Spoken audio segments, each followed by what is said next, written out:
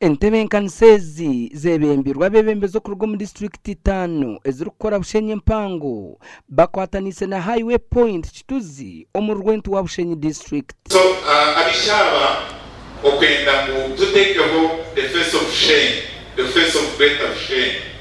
No kwenda kugira tubihe mu ogoba. District ezo greater Bushenyi zine tourist sites nyingi konkazi takumanya. So ndani totuziyeyo rebeka mu Bushenyi ya ruyare yaba dewati the model district.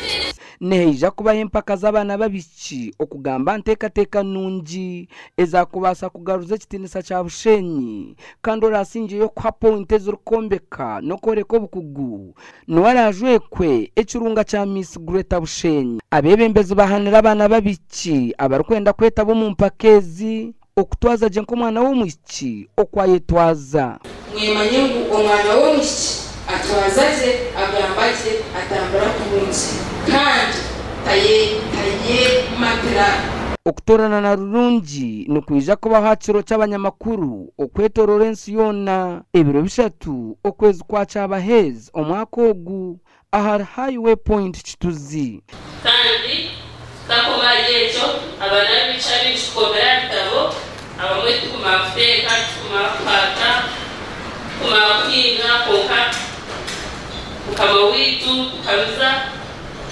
ibyo nanza gukora kandi abazire bitu batwedecho kureberaho batwedeza gasha kwa mayiko twakiri.